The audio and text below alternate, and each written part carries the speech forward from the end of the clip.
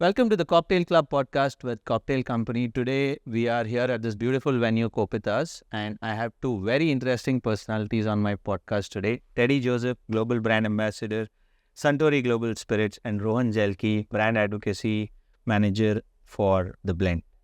Yes, great. I'm super excited to have this conversation with you both. I think we'll start with Teddy first. Yeah. Teddy, we did a little bit of research about you. Okay. And I think your journey from bartending to a global brand ambassador has been very incredible. And you have, I think, started off bartending and then moved to something what you're doing right now, right? So can you take us through the journey briefly and how it all happened? So I've been in the hospitality industry for over 20 years now. I started bartending, just working in the local bar where I was residing and going to university.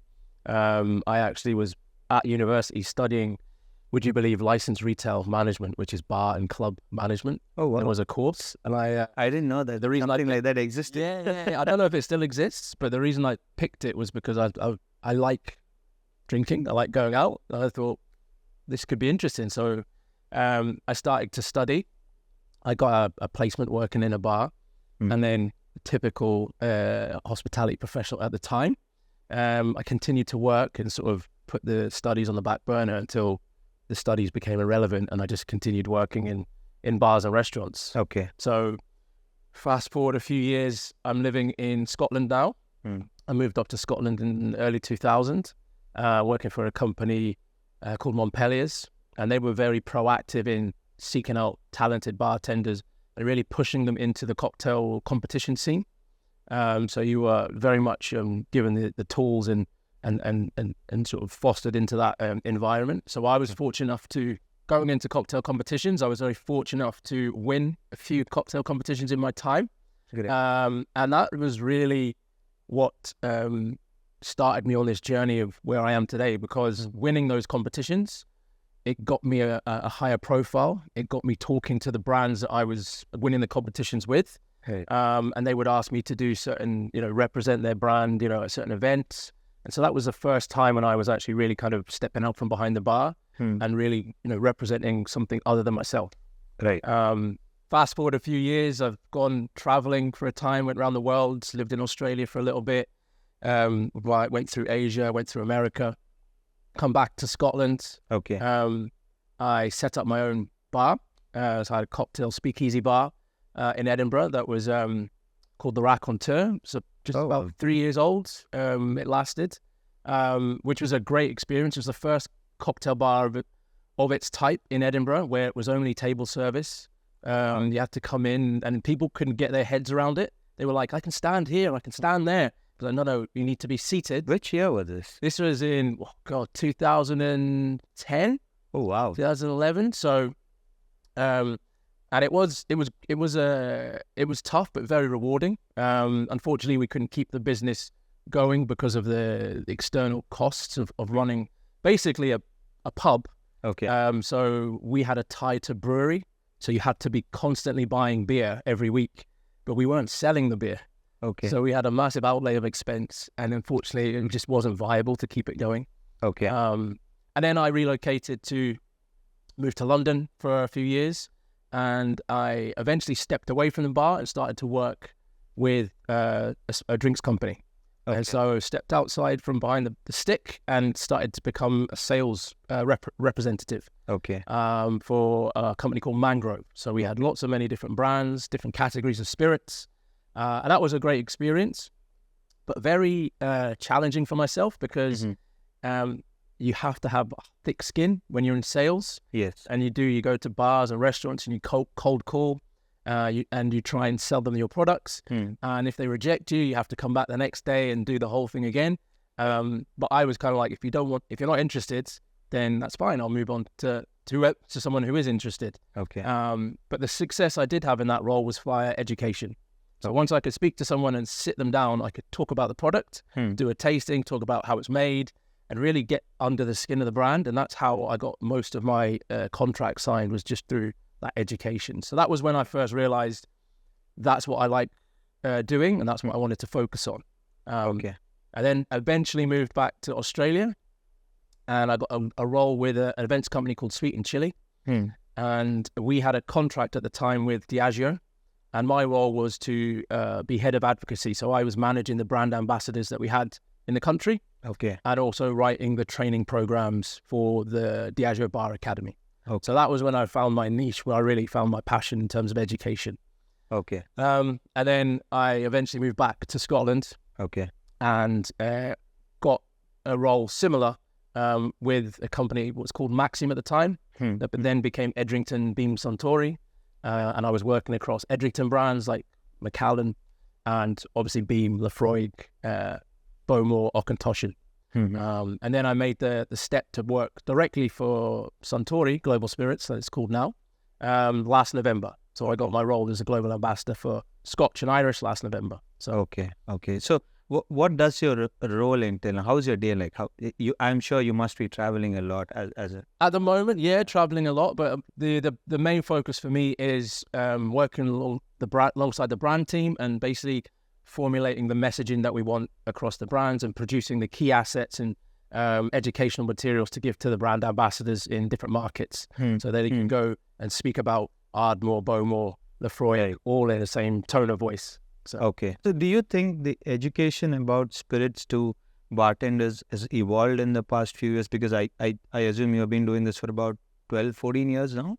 Yeah, so I think, when I started, there was not really anything of this sort. It was more so focused on cocktails. Right. Cocktails were massive, and it was about educating bartenders on how to make classic cocktails, how to balance flavors, how to create new cocktails.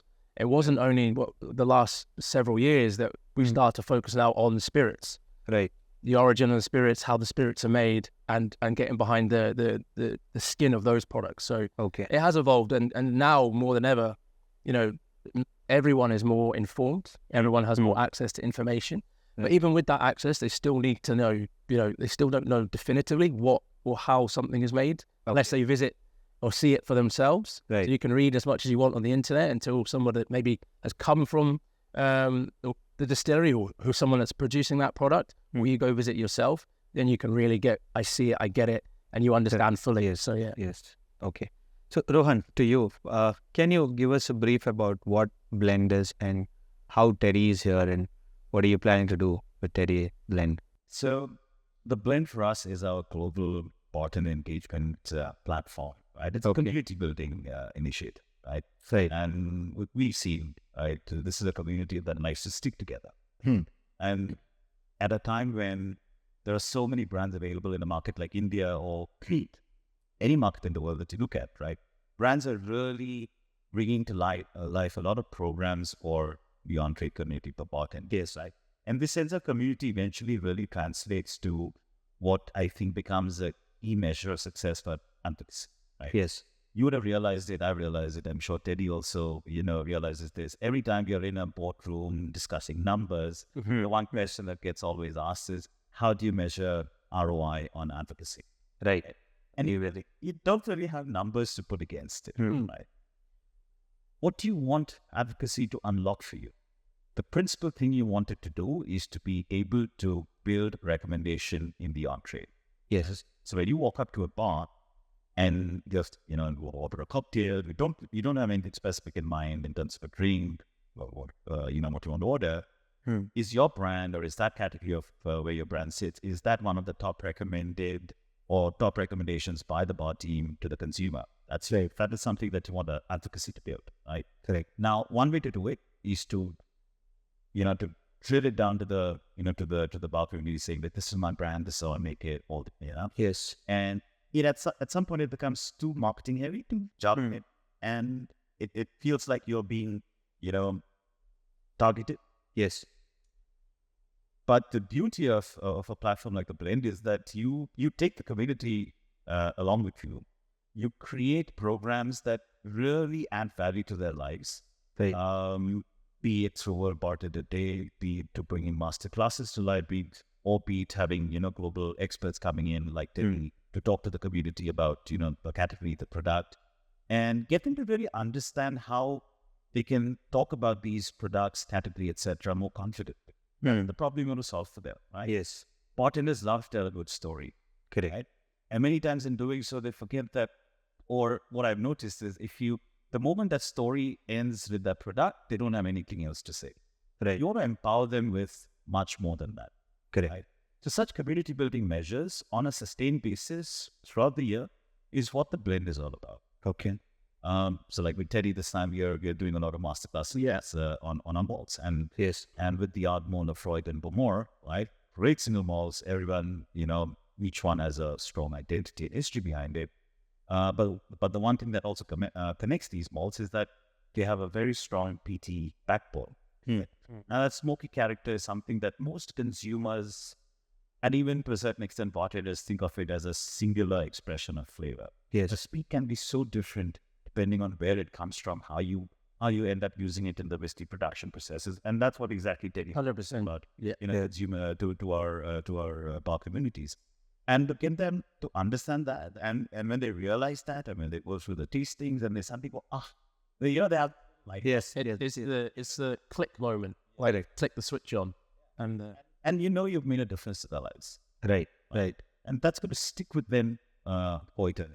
I think as well, like when we're doing these master classes, you get these questions, and some people say like, so I thought some of that peatiness was coming from the barrels and the charred barrels, and that's when you realize that with all that information out there, it's so important that if you can explain it to them, if you can actually give them something tangible, showcase this is what peat looks like, this is what it feels like, it's what it smells like, this is where we use it, and this is what it imparts into the final product. And then, like you say, that light bulb, that click moment comes on, and they go, oh, okay, so my assumption was it was partly from the barrels, and it's not actually partly from this organic material that we burn that gives us this flavor, which is, and that's every day's a school day for me. Correct. So even me, I'm always learning. I'm always going back to the distilleries. I'm going back to the master whiskey makers and the blenders, constantly asking them questions, because I'm learning every day, because I don't know everything. And so that's the beauty of my role, and what I do in advocacy is I've got a passion for learning and education. I want to share that with other people who also have that passion, that love to take that information on, that build a story, and then they can share it with their guests and their customers when they come in. Right. I've tried this, and this is where that flavor's coming from. In addition to that PT flavor, we've also got sweetness, we've got spice, and that comes from another place, and it all comes together. And so, as you said, just building more stories, so they have a deeper connection with the brands. Okay. So since we are talking about peat, I would also like you to touch upon the category of spirits, what you advocate, right? Now, because our listeners on YouTube or Spotify are also a lot of young bartenders who is a lot confused about what probably a single malt is or what a peaty whiskey is. Can you break it down to a layman as to what peat is? Yeah, peat is dirt. Okay. Peat is mud, it's earth. And it's, when you smell it, it's uninteresting. It's like, it just smells like you've picked some dirt out of your garden or, but what it is essentially is lots of vegetation. So plants, bushes, flowers, trees, semi-decomposed and compressed over thousands and thousands of years. And this peat forms in waterlogged areas. Okay. So because water is present, the vegetation can't fully decompose and just turn into solid carbon. Okay. So it takes many, many thousands of years to get carbon compressed over thousands of years, but the water is preventing that happening. So what you get is just this clump of dirt and earth with lots of rootlets and still sticking out.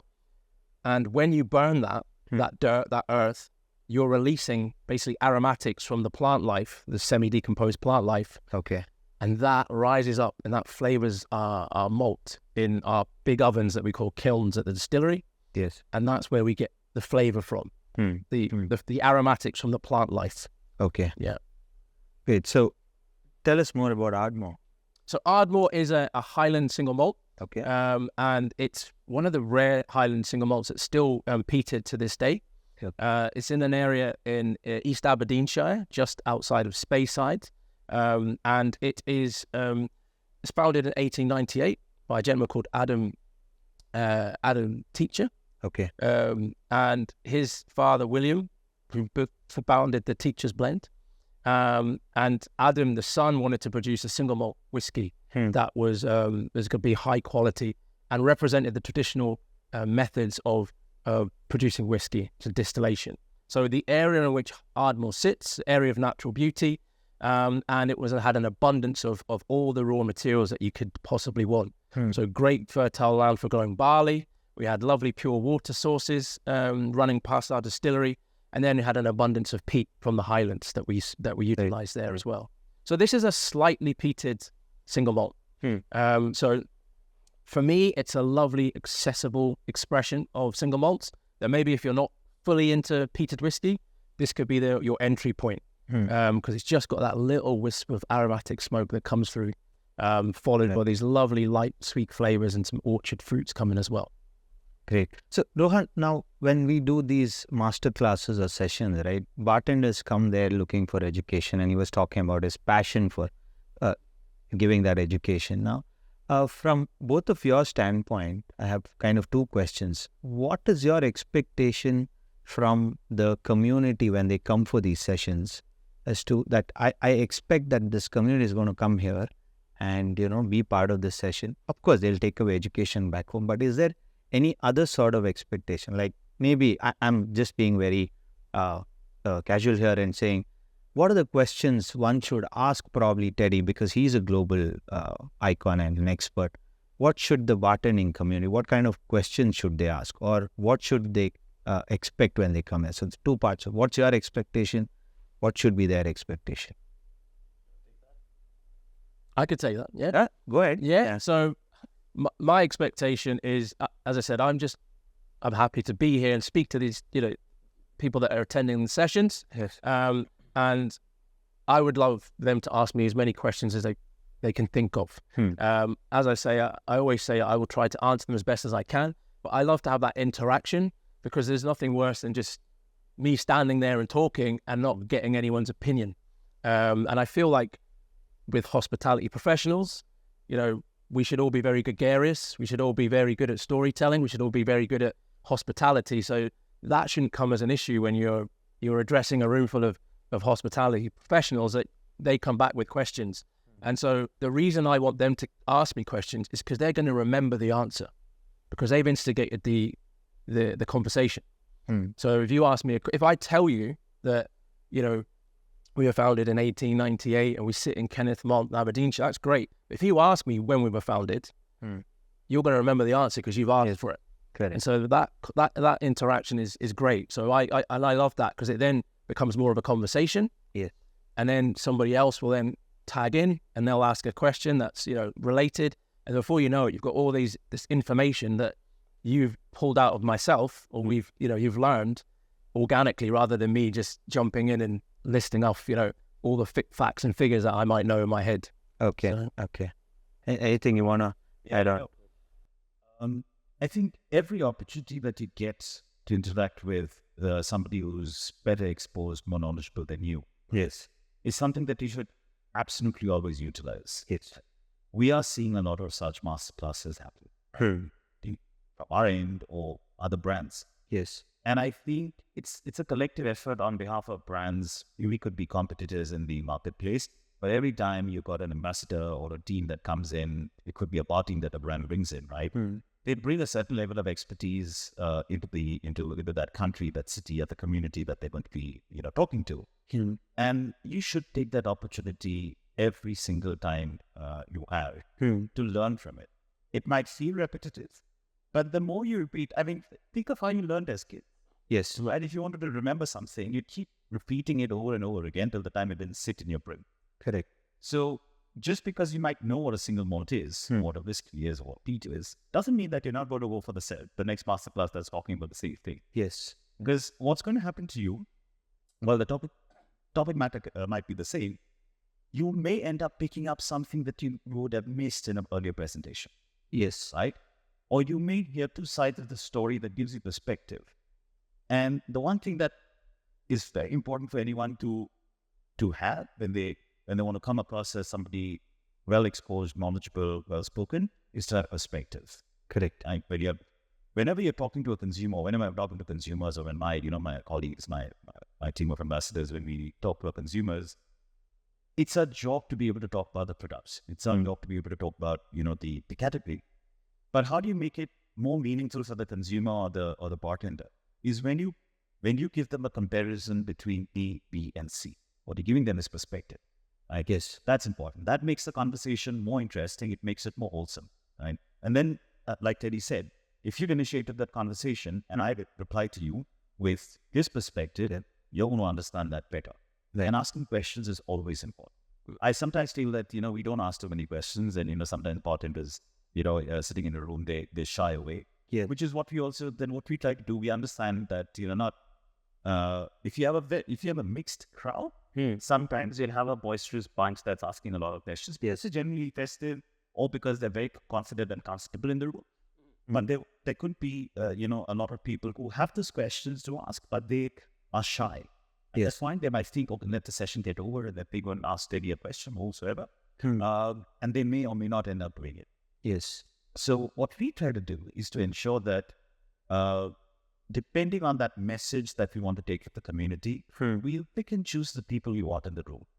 So that everyone's of a certain level of exposure and experience, which means that when you sit in that room, you're sitting in a room of your peer group, right? So it's more likely that you're comfortable asking a question there, right? And then our conversations change. Then I'll be able to tell Teddy that, Teddy, you've got a very mature audience today. Yes. Or this audience is probably just a year old in the industry. So our spiel will differ. How we talk to them will differ. And I think also, like you say, if it's a mixed room, I always try and start at the base, and then you can work up. Because sometimes if you start here and you assume everyone's at that level, like you say, those people that were like, I didn't know that, they won't ask the question. So I always try and make sure that I'm targeting everyone, so everyone feels comfortable. Because there's nothing worse than sitting in a room and not feeling comfortable. Yeah. And feeling like you don't know. And that's why I'm always like, there's no such thing as a stupid question. Yes. Feel free to ask them. And I always ask questions. Do we know what single malt whiskey is? Do we know what peat is? And some people nod, and I said, well, can you explain that? And then they might try, and then they might go, oh, and I said that, that's great. Like, this is how I explain it. This is how I explain what a single malt is. Right. So I don't never assume, because then, as I said, there's a lot of people that will just feel uncomfortable. Right. So, okay, Teddy, I think you spent a good number of years selling spirits. Like you said, you were working before Suntory, right?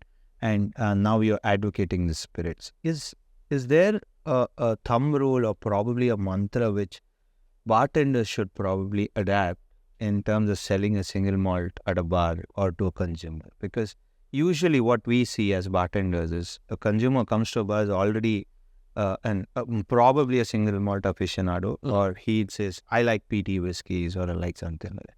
Is there a trick, or I don't know what to call it as a word, but how do you go about it? I always, again, it always comes down to asking questions. Preference on flavor profile is where I usually take that conversation. Okay, if you're new to whiskeys, what kind of flavors you like? Let's then look at gearing your flavor your flavor profile to a particular whiskey. If you're already into whiskeys, and what do you currently drink? Then think about what's similar. Coming from a similar region or similar flavor profile, similar maturation point. If it's sherry cask matured or finished, is it wine cask? Is it bourbon? And then you take them on that journey, in that route. That's how I generally would talk to customers as they came to me and looking for recommendations. The same with drinks or cocktails. Maybe they're not into whiskey at all. These are the flavor profiles that they like, typically what they drink. Then you could build a cocktail around those flavor profiles involving whiskey. And suddenly now you're opening up whiskey in a more friendlier way to someone, that they go, oh, I like those flavors. You now put whiskey as the base in this cocktail. That tastes delicious. Okay, maybe that's a whiskey I can enjoy in this cocktail, and then maybe with a bit of water, or maybe with ice, or maybe neat. So I always find that's another great way to get people into whiskeys, and again, it just comes down to conversation. Okay. And you have traveled across the world, I'm sure. I've done a bit of traveling out with my job and now in my new role. So this is the. Do you have a lot of pressure that every bar you go to and every city you have to drink a lot? So there's no pressure. Okay. I think especially now in the last few years, we've seen a real massive shift to low alcohol, low ABV, and no alcohol cocktails, and also more considered choices. It's all about quality, not quantity, which is great for us because we're dealing with quality products, quality whiskeys. So obviously we want people to enjoy them. We want them to enjoy it responsibly as well. Yes. And I do like going out and enjoying, the hospitality and experiencing new things and trying new cocktails and trying the whiskies that, these places are stocking. And so you reciprocate that appreciation by buying and enjoying the whiskey there. Yeah. But I don't feel the pressure to go out because, we want to be able to enjoy the evening, want to be able to, you have to work and perform, get up early the next day. So why I asked that question is to stress upon the point of mindful drinking. Right? Okay. I think that some of us, or maybe some people in our own community, have a misconception about mindful drinking. What is it for you? What is mindful drinking for you? Like you were talking about what you will buy and how you have a big day tomorrow, so you will control. So what is mindful drinking for you, or for you as well? yeah, and that is exactly that. You're mindful of what you've got coming up, especially when you're working. So maybe being deliberate in the drinks that you would take or have, maybe having more of a highball serve because it's going to be a bit more refreshing. It's going to last a bit longer. You're going to be able to enjoy that over a longer period of time and pace yourself. And just being able to enjoy the whiskey, enjoy the setting, enjoy the company, and being mindful that, you've got other things that you might need to do and perform, because we can all enjoy ourselves a bit too much, get carried away. And then you're like, before you know it, it's 2 a.m, 3 a.m, and you have to be up at 9 a.m. and you're like, oh dear, this is it's not going to be a good day. And that has happened in the past, I'm not going to lie. So yeah, especially as my role's getting busier and I'm traveling a lot more, I'm constantly on the go. So mindfulness is now something that I have to be more aware of when it comes to enjoying myself and imbibing and appreciating the drinks even more. Don't know about yourself, bro. Yeah, no, I agree. I'll take it a step ahead and call it mindful, because they are when you look at the bar and hospitality industry, ours is a super stressful industry to be in, even in alphabet, right? And we know that we're not a bunch of people that ends up taking a lot of time with ourselves. Yes. That there's always something or the other happening. There are work pressures, events, etc., etc. And we always crib about it. Yes. But what do we actually do about it is the question. Most of the time, we don't do it. Right? Mindful drinking. I think that's something every bartender should, at some point, if not already, start considering it. What you're then doing is basically you are trying to think how you can pace yourself, not just over the course of that one evening, Yes. but through how your work week's looking like. Right? I'll give you an example. Teddy's here this week, and I know that me and my team, we are traveling a lot. We are hosting a lot, which means it's going to be a fairly indulgent week. What I do is I'd ensure that the weeks leading up to this, I'd stay clean. Right? I'm probably not, not imbibing anything, just sticking to eating and drinking healthy, clean. But be mindful. And then if you're hosting, say, a lot of consumer sessions, I'd probably stick to drinking on one of these evenings, just the malts for one of the evening. On another evening, I'll do the cocktails during the cocktail hour. So I spaced myself out. Okay. I planned my overall intake. That's something I think we should start doing. Right. And then you also think about the next morning. What is it that you could do to balance it out? I really like that perspective of planning for a week and say, okay, I think I'm going to consume so much for the week, so let me pace it out. Really, right? It's important because nobody's going to do that thinking for you. Yes. You've got to do it for yourself. Correct. Right? Sooner or later, at some point, it's going to all catch up with you. Right? And for me, it started because, I'm not being the most healthiest person. But I consciously try to make an effort now because I had a dear friend many years back who unfortunately passed in an accident. Now, and we used to work together, and he passed away not because of anything, because of Trump private hotel. But he used to work in hotels, and nobody's ready to hear both sides of the story. Right? When people came to know that, he was a bartender, he must have been Trump. That was the assumption, and it really hurt me to think that people are so quick to assume that if you work in hospitality, Yes. you have a lifestyle that is not Correct. right. Correct. And the onus is on us to make sure that we don't project that image of ourselves. Yes. Right? Yes. We want to be somebody who's balanced. Correct. It's all right, and it's not drinking one even, I think. And on the other side, people have to accept that it's all right if somebody's not drinking. Yes. Yeah. Many times it'll happen that you want to stick to a ginger ale or just a glass of water or whatever, and you show up at the bar and you're like, I think I'll just have a glass of juice, just taking a soda or ginger ale, and they're like, what? Drinking? And it becomes a bit of a crisis for that moment. Yeah. And I think you've got to be respectful of that. Correct. Our menus have to reflect. And I really like it. I agree, Baz, and I saw some in your menu yesterday, which come across as wholesome drinks. They're not just relegated to the end of the menu that say, oh, by the way, if you're not drinking, we've got a couple of options to it. Yeah. No, it's a part of that main menu. It's sitting there right amongst the best drinks on the menu. And whether you're drinking something alcoholic or not, you're still having a great time. Nobody's judging you, right? That's important. And like I said, the morning after is what you do to compensate. Right. Get out, go for a walk, go for a ride, go for a swim, hit the gym, whatever suits your, whatever you fancy. And also start building parts of your day which you dedicate to yourself. I think, Rohan, you said such a fabulous thing about mindful living, right? I think I'm going to pick on that, and let's pick Teddy's brain. I think he's showing a lot about his work-life balance on Instagram. You have a beautiful daughter as well. And our perception in our industry generally is that you don't have a good work-life balance. If you get into the hospitality industry, you never have time for family. I think you will not be able to run a family if you're working in the hotel industry because you're always working at odd times and things like that. Can you tell us how were you managing it? So Suntory Global Spirits is really good in being able to, they're fostering that environment for a work-life balance. And they've done so for many years now. So actually coming across, you get the time to, if you need a personal day, you can just speak with your line manager and take that.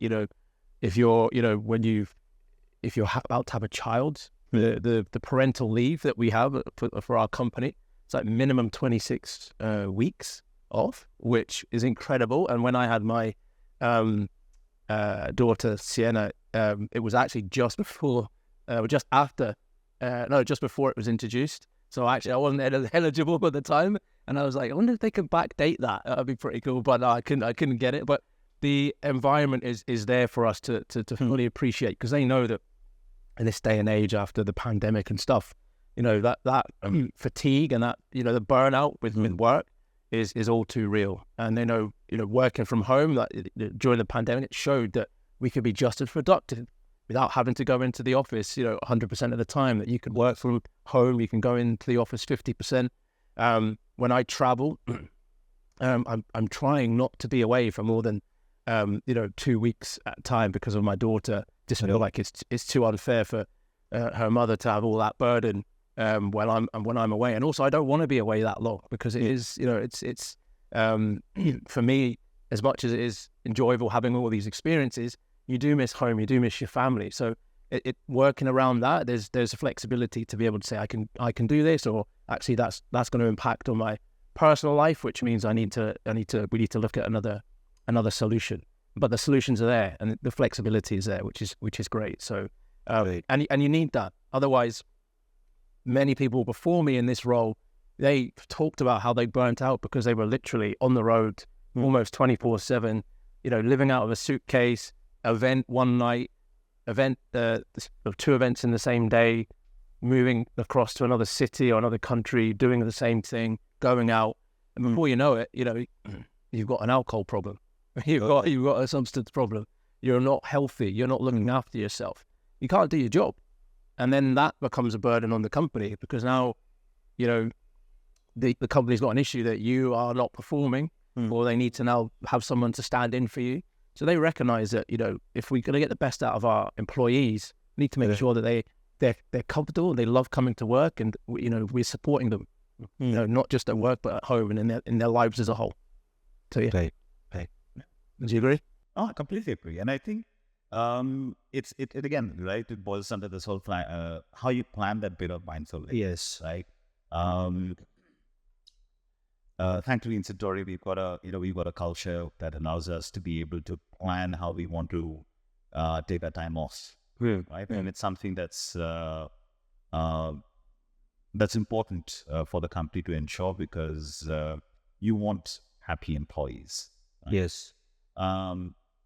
And how you plan it is really up to you. My personal, what I've done for many years now.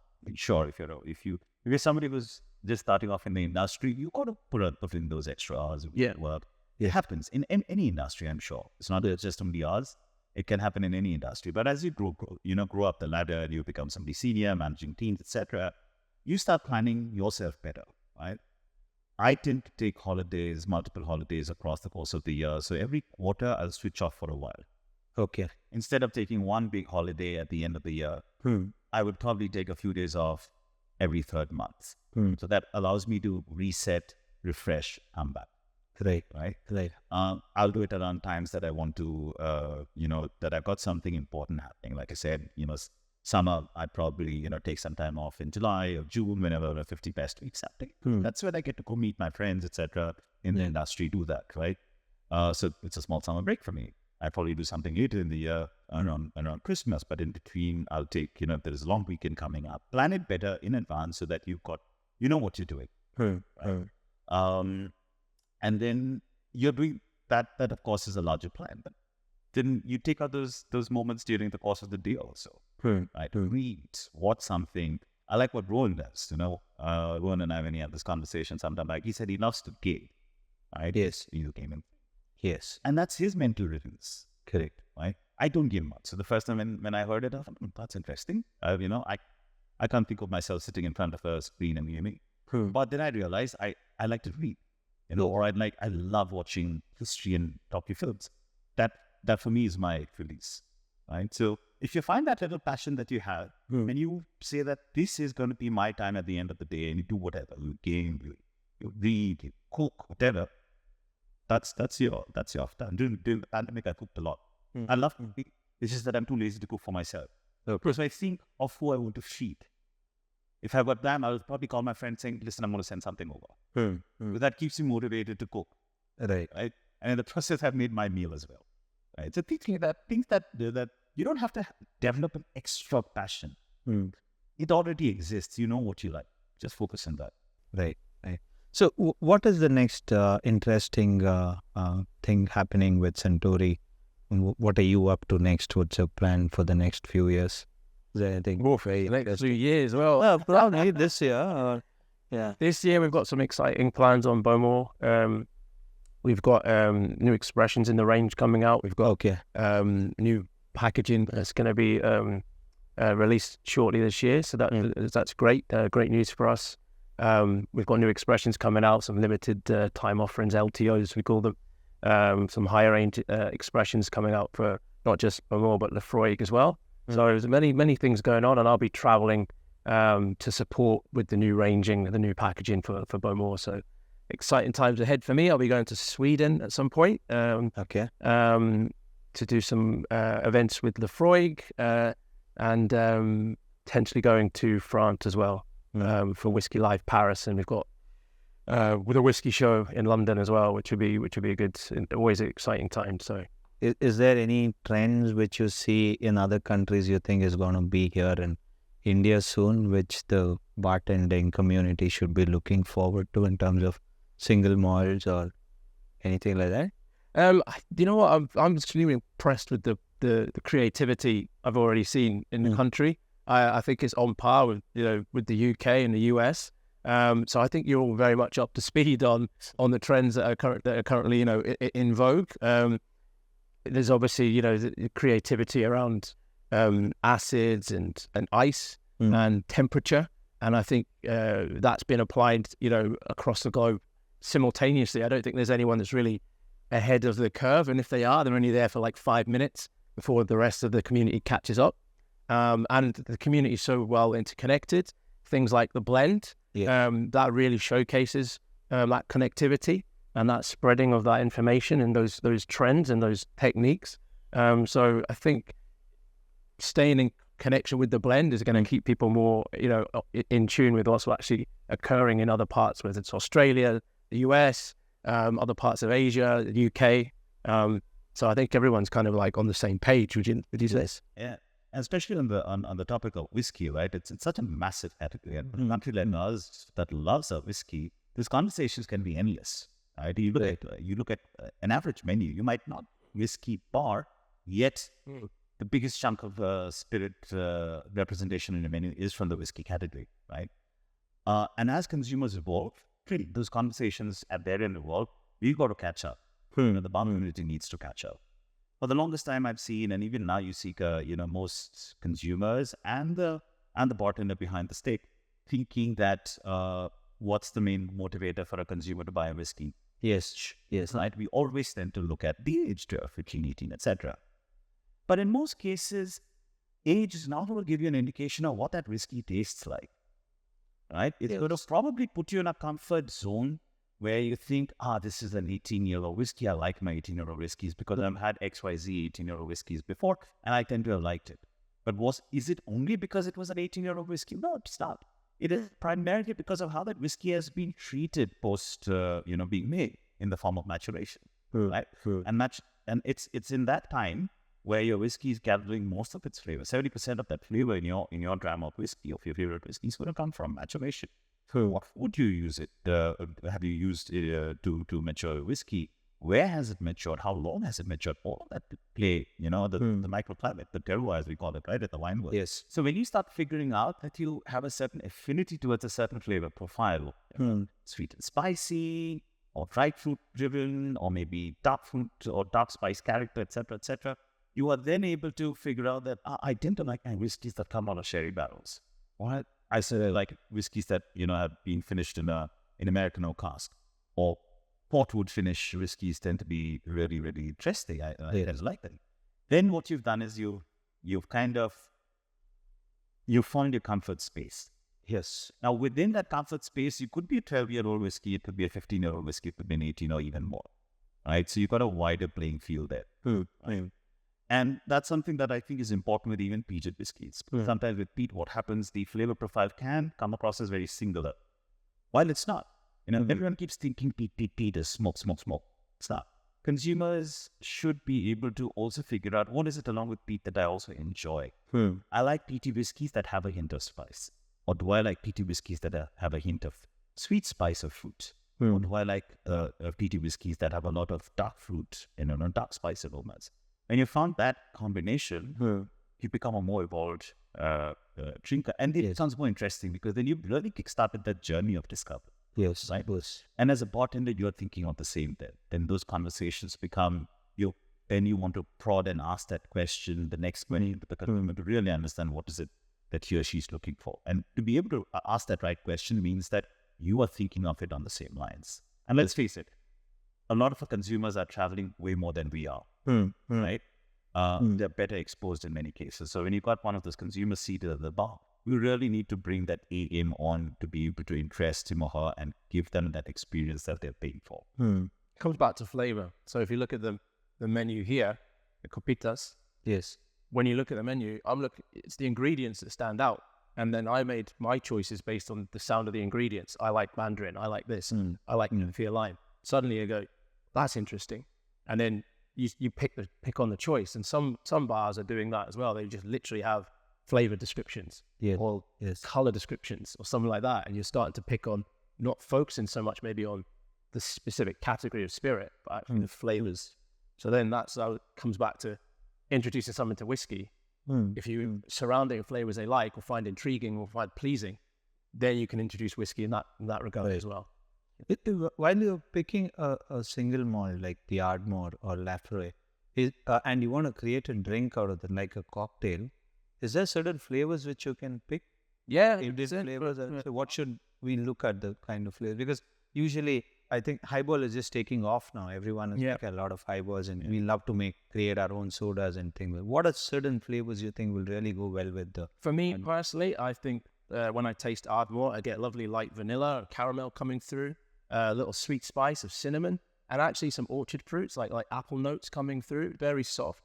And that's with that lovely delicate peat that comes through from the background. So I would probably look at flavors that would accentuate or pair well with that. I think Ardmore and apple as a combination is perfect. Whereas somewhere like Lefroy, we get some lovely citrus notes coming through. We've got a lot of salinity that's in there as well. We've got that lovely sort of maritime smoke in there as well. So, and a bit of white pepper. So maybe you could look at something that would pair well, that could pull out those kind of oily, citrusy, salty kind of flavors. That's what I find. And obviously, Lefroy's matured in bourbon, so it's going to inherently have like vanillas and light sweet flavors coming through to the fore as well. So sweet and spice, a little bit of that bold smoke as well. Right. Yeah. I think the format of the drink also. Correct. You think whether you want it to be in a highball style or something a bit more straight up and spirit forward, whether you want it to be a sweet sour style, because in certain cases, like, the highballs become a very, popular style of drink now. And it can be made anything. You could be making it with a bourbon, or you could be making it with scotch, cherries, etc. Personally, I think the peatier whiskey becomes more difficult to have it in a highball format, because when you're drinking a highball, you think you're drinking something that's very refreshing, light, and easy to drink. And a peated whiskey at that point might come across as a bit too heavy on your palate. So you instead take that out of that, of doing it in a highball, and mix it with other flavors that get you that sense of refreshment, right? Like, classic example is a penicillin. The reason why penicillin, and sometimes we'd want, penicillins with the Ardmore, entirely just with the Ardmore. And it comes up brilliant, because it is just in its entirety, it has that right amount of smoke when it's sitting in the entire drink. But if you're making a classic penicillin, that 500 ml of Lefroy does the trick. So understanding that format of drink is also important. I think you can make a highball with like a heavier peated whiskey. It's just for Lefroy or for Bowmore. For example, Bowmore, we've got a lovely serve that we've made at the distillery. We're focusing on some tropical fruit notes that you get within Bowmore, which is some stone fruits and peach, white grape. So actually, we've got this lovely highball that's got the 12-year-old. It's got a little bit of that like peach liqueur, and it's topped with a fruity soda. You've got those fruit flavors are coming, and then the peat's actually well balanced. And so you get this lovely, all-around flavor profile. Yeah, we asked you to make a drink a soca with Lafroy and a tender coconut ginger soda. Yeah, totally. I think you do the Lefroy Paloma as well, which comes out quite nice. Yeah, and Lefroy's a great whiskey to play around with, because it's got that intense aroma, but the body is actually quite light, so it doesn't dominate the cocktail or the serve it's in. It allows the other ingredients to come to the table. And it plays really nicely. So, yeah. Okay. I think it's a fascinating time for the world of beverages, especially in India right now. And I think the blend has been playing an incredibly important role. And with Apurva winning the blend scholarship, I think it's been a big inspiration for the community. And this year, I'm sure you have a lot of entries. I've been getting calls that tomorrow is the last day, I guess. With the entries, yes. Last day. And I spoke to someone yesterday who was working on submitting their entry to for the scholarship. And I think it's great, right? I mean, it's such a phenomenal opportunity if you understand what it can do to your career. Yes. Right? Because in that hallowed space, right? And on that night, when the best of the best are being crowned on that list and the different awards, yes, you're probably going to be the youngest. The person eventually wins the scholarship is probably going to be the youngest person in the room, perhaps the most junior. Yeah. Yes, in that rate, and least exposed. But by virtue of that one scholarship and that exposure that the person ends up getting, you get catapulted into the big league. Yes, and then what you make of that opportunity is entirely up to you. Right? Apurva's just finished her first part of her internship at SIPS, right? 2 weeks with Simone and the team. She's come back and she's still talking about it. And I can see it now that it's really made an impact on her. In about a month's time, she'll be off to for a second part of her internship, which is with Alchemico in Cartagena with Joan and the team. And that's a very different learning for her that she's looking forward to. And in all of this, she's been able to network. So when she was in Barcelona at SIPS, she took the time out also to ensure that she's networked in the local industry. Yes. So it was not just a SIPS experience for her; it was a Barcelona or Spanish bar industry experience for her. Right. So she's definitely done that well. And now she's got that confidence. Now she's, she's name dropping and stuff. But you see, and it's lovely to see that because she deserves all that amount. But she's really hard to get there.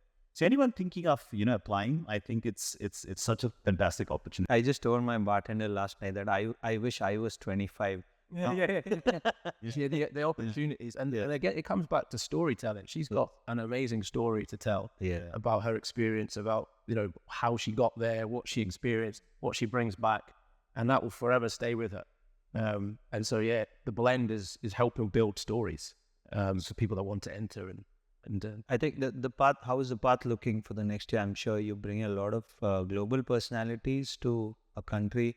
Well, yes, I think as a part of what we're trying to build in terms of advocacy here with the blend, and as our businesses become more focused, is to ensure that for the community, for the consumer, we keep bringing them exciting experiences, and we keep developing these unique properties with our brands, be it a malls, a Japanese portfolio, or others. For the community, I think as brands, we are sitting in this unique position where we can really help make those connections, right?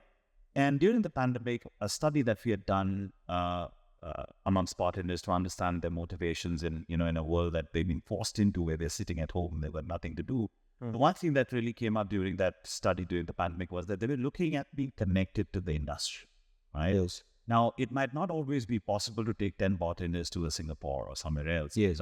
Get bartenders to intermingle in different markets. But the one thing you can do is to ensure that seeing who the community looks up to and what is it that, you see that opportunity, what do you think the community can benefit from? Yes. And then you bring in a certain bar team or a certain bar personality who can come and add value to that, expose them to that, right? And for some, it might be a hard skill. Yes. Right? For another lot, it could be a life lesson, right? And that's something that we're definitely working on. We definitely have a lot, we've got a lot in the pipeline. You'll see a lot more personalities coming in, and people whom I genuinely think have so much to contribute to this, to our community. Yes. Because they're pretty much self-made people. So they'll respect the fact that they're sharing that know-how and knowledge forward. Yeah. Sure. I think since you're talking about skill, I have one question to Teddy. In one of his earlier interviews, he had stressed on the point about tasting the drink before you serve it to the consumer. Can you describe that? There is, I wouldn't say now, but still a lot of bartenders taste the drink after it goes into the glass. But you have a very interesting perspective about it. Can you describe? Yeah, I think audience. So yeah, when I was working in the bar industry and I was learning, how to make cocktails and the best service possible. Obviously, you learn about balance and you want to make a balanced drink every time. But our mantra was, once it's in the glass, it's the customer's drink. Yes. And, and it's bad enough you poured it into the glass and then you taste it. What can you do if it doesn't taste right in the glass?